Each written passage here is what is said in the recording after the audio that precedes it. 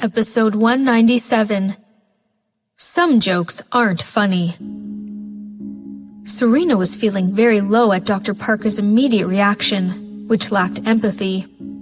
However, she quickly remembered what she read online and asked, "I heard it takes 6 weeks to get the test result."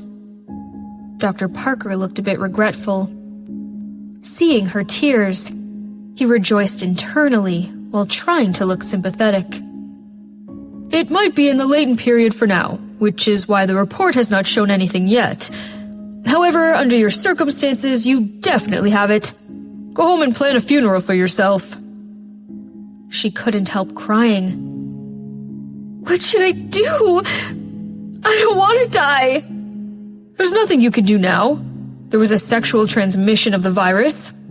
I mean, sex was involved, wasn't it?" Dr. Parker spread his hands, showing that he could not help. "All right, stop crying. You better go back now and tell your husband everything to find a solution." How could she dare to tell him that she was raped and very likely had AIDS? Or did he already know? She was torn and felt like there was no end to this. After Serena left with a shattered mind, Andy couldn't help laughing. He picked up his phone and called his sister Eva Lopez. Eva quickly picked up. "Hello?" "Hi, Eva. I just avenged you big time. How do you want to thank me?" When Serena went back home, she hid herself in the bedroom crying out loud. Without eating anything, Nanny Harper was freaked out.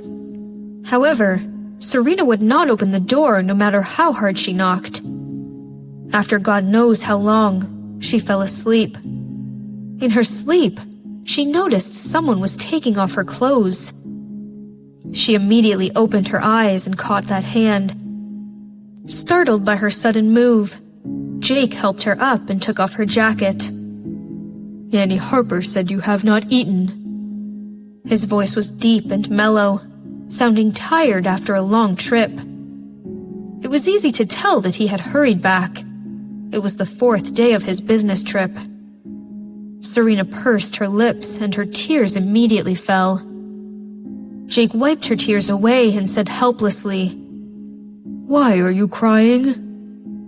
She dried her eyes with her sleeves and threw herself into his arms, sobbing. He touched her hair and pulled her up. Holding her face, he bent to her and looked her in the eyes. "What's wrong? Did anything happen?" She shook her head and gritted her teeth. Even her nose was running. He chuckled and took some tissues to wipe away her snot. "So clumsy you are.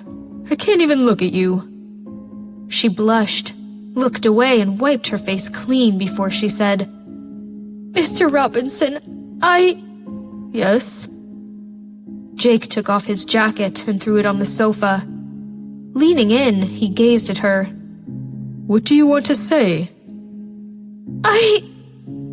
Serena choked, and her eyes became red again. He sighed silently and took her into his arms. "It is so cold outside.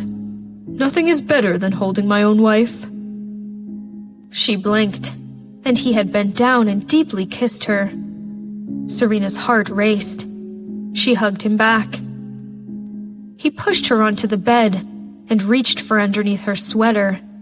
He breathed heavily. Serena suddenly thought of something and jerked her head up. She yelled, "No!" "Well?" Jake looked at her, but continued to take her sweater off. Serena was undressed quickly. She blushed out of shame and continued to reject him. "No! No!" "Why?" Jake stopped, gazing at her. She stuttered, her heart in her throat. As she was about to say something, she couldn't help sobbing again. He had no idea what was happening. He gave up asking her and leaned against her. She was only wearing her t-shirt and lingerie now. He reached his hand inside and unbuckled her bra. She shrank back, trying to get rid of his hand, However, he was persistent. Parting her legs with his thigh, he pushed his knee between her legs and whispered, "Mrs. Robinson, seeing you like this after so many days makes me want you even more." She stopped moving. He curled his lips and kissed her neck devoutly. His kisses were like feathers, tickling her slightly. Her tears fell again. She sobbed. "Mr. Robinson, Her soft voice tempted the monster in his heart. He pushed into her gently but firmly. Noticing what he was trying to do, Serena moved back in panic and panted, "Let's get a divorce!" Jake suddenly narrowed his eyes, looking dangerous. He lowered his head and nudged his nose tip against hers, gazing into her eyes. "What is it about this time?" He was seriously mad. He looked at her as if she were a bad child. "If you say that too often, it will no longer be funny, Mrs. Robinson." She cried heavily. She put a hand on his chest and said, However, he was unwilling to hear her out. He sealed her lips and unzipped her pants, pulling it down. She struggled even harder, but he was being so rough that she could not fight back. Serena burst into tears and shouted, "Mr. Robinson, I was raped! Do you know that?" Jake paused. His eyes were suddenly like those of a fierce monster, full of danger. "What did you say?" She cried in despair.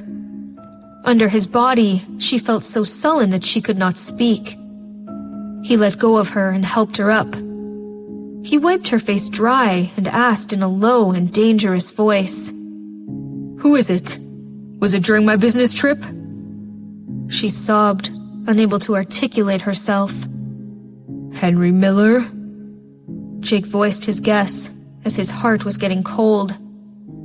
Hearing the name, Serena immediately stopped sobbing. Pulling his sleeve, she shook her head as fast as she could. No! "Who is it then?" Except for Henry Miller, he could not think of anyone else with the motive and nerve. Serena snuffed. Jake curbed his impatience and gave her some tissues for her tears. "On Grandpa's birthday, I was abducted by Lila Cox's mother to get even with what we were doing with Lila. She called some guy who was HIV positive. She gave him Viagra and pointed towards me, and I..." Serena could not say it anymore. She cried loudly. "That guy had AIDS, Jake! Since the time we have come home from the hospital, I haven't felt like myself. I went to a doctor today and he said that I've been infected for sure." She sobbed. "The doctor asked me to come home and prepare for my funeral."